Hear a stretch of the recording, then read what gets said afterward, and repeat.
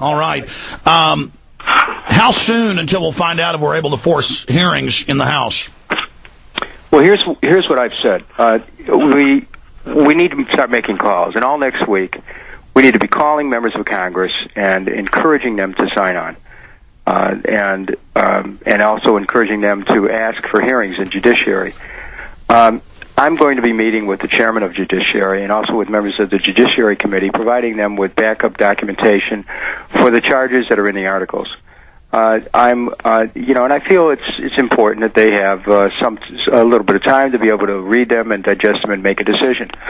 I've made it clear, though, that in the face of statements by the House leadership that this thing is dead on arrival, that unlike other resolutions where, in fact, if you introduce a bill and it goes to committee and they don't hold hearings, it is dead, a privilege resolution is one that you can bring back again. So I've made it very clear, if there's no action within 30 days, I will come back with 60 articles of impeachment and stand on the House floor for 8 hours and read them, and so that the nation can once again hear what's going on. Congressman, I could never imagine reading these 35 articles of impeachment a more provable case. I mean, in their own memos, their own executive orders, their own Pentagon battle plans, this fake newscast, paying for fake media, agents of influence. I mean, here's an example. This morning I ran across a story that I'd forgotten about from a few months ago, London Guardian, Associated Press, where John McCain went to a fundraiser in London, raised hundreds of thousands of dollars, admitted it was illegal. There's no debating each count is a felony. And then he just said, so what? I mean, that's just another example of the government on every level is just going completely lawless. What has happened? It's like a... Well, let me tell you, people who are U.S. expatriates, people who live in another country but are citizens of the United States, can contribute to the campaign of a federal candidate. But they admitted these weren't U.S. citizens or expatriates. Well, that's a whole different deal. I mean, I don't know. This first I've heard of it. That was the Rothschild meeting, yes. Wow. Well, but my concern here is that in upholding the rule of law, we are basically correcting the direction of our ship of state. That's it. We're complicit if we don't do what you're doing right now. We have a moral obligation to get behind Dennis Kucinich. Yeah, Alex, I appreciate that. And I also want to say that I've just had my office check the impeachment resolution with respect to Vice President Cheney had 27 co-sponsors. Okay. Our bill that we've just introduced, and people had to put their name in as they, were leaving for the break for the weekend.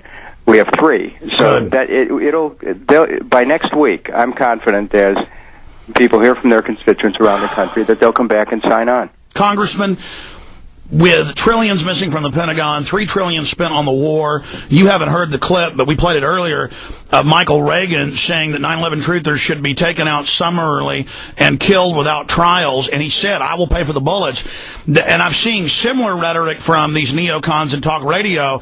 It seems like they're cornered now and that they're more dangerous than ever. Can you speak? I mean, are you getting a sense, because you're up there in the catbird seat in Congress, that things are coming to a head right now? Our country, these events over the last 7 years have really divided our country, and we need to find a way to unite. We can unite in truth. We need to understand that there's just deep concern that people have on all sides that things are unfair and that people are being unfairly accused. Well, that's why we need hearings to bring it all out. Well, you've been championing the fact that we have the EPA report that the dust was deadly and they covered it up. Now they've had to basically admit a lot of that in scientific studies, and we're called traitors for even saying we should give health care to the firemen and police. Well, I felt you're correct in what you just said, but I will say this, that I feel strongly enough about bringing out the truth about 9/11 that I brought forth articles that for the first time make 9/11 truth a serious discussion in articles of impeachment. The obstruction of the investigation into the attacks of 9/11, the fact that the administration repeatedly ignored and failed to respond to high-level intelligence warnings of a planned attack. You've got them there, and they were caught lying to Congress on that. Yeah, and the fact that the 9/11, those who responded to 9/11, were not told of the dangers to their health, and so they were encouraged to go forward without providing adequate protection. And that's an article as well, endangering the health of 9/11 first responders. So, Congressman, shifting gears, we don't have a lot of time with you. We just got the next segment. I know you're a confident, manly guy. You don't like to talk about issues like this, but we know that we've had a lot of suspicious planes blowing up, people committing suicide, people falling downstairs, who exposed different crime syndicates during Iran-Contra, during this administration, during other administrations. Are you worried about your safety bringing out impeachment now against Cheney and Bush? Can you speak to that? In the 23rd Psalm, which is always worth reading, it says, "Though I walk through the valley of shadows, I will fear no evil, for thou art with me." And I think we have to have confidence that there's a spiritual dimension in life, which is always, that we always move in. And when we do that, it's like whatever the will of that spiritual dimension is. Some call it God, and I'll call it God. Whatever the will of God is something that whatever will be. But I don't worry about that. I never worry about it. Congressman, I'm getting from you that you're committed, that you're just going to do your duty, and the consequences belong to God. I think that we are here on this planet to do the work of God. Now some people will talk about it in the spiritual sense. Others will say we're aligning with a higher purpose. Well, however you want to describe it, I think that we're here for a higher purpose, and so I try to live that. And each of us has an opportunity to do it every day in the work that we do. Congressman, final segment with you straight ahead. We'll be back in about 2 minutes, ladies and gentlemen. This is history you're seeing. We've all got to pray for the congressman. Bringing it up because of fear. I'm bringing it up because they seem like they're... It's a practical consideration. Look, with these guys, are you kidding? I know that, but you know what?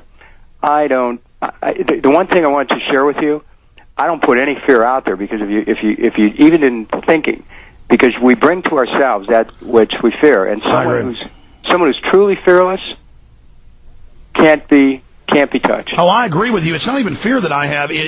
I was telling you about it because it seems like they're getting more agitated and more dangerous than ever. The hysteria, absolutely. Well, you know what?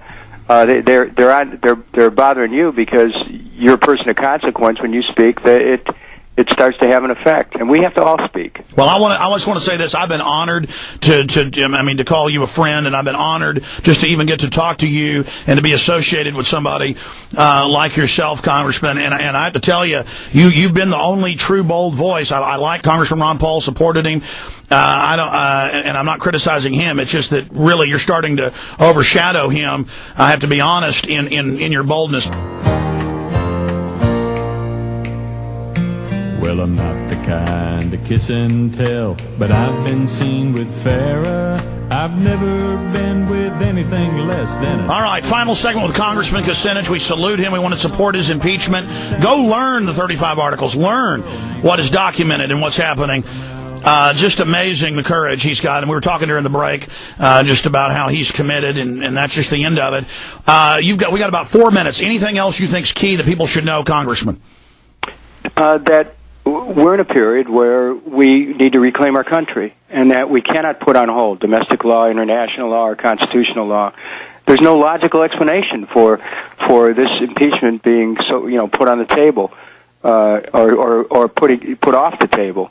This impeachment process can be very good for our country and kind of recalibrating our moral compass and helping to educate people as to what's going on and bringing about a consciousness shift that aligns us again with our basic principles upon which this country was founded. We have to break this Washington mindset of insularity and unaccountability and reach out and reconnect with each other and with people all over the globe. And this isn't about Democrat or Republican. It's not about right or left. It's about the truth, and the truth doesn't have a political party.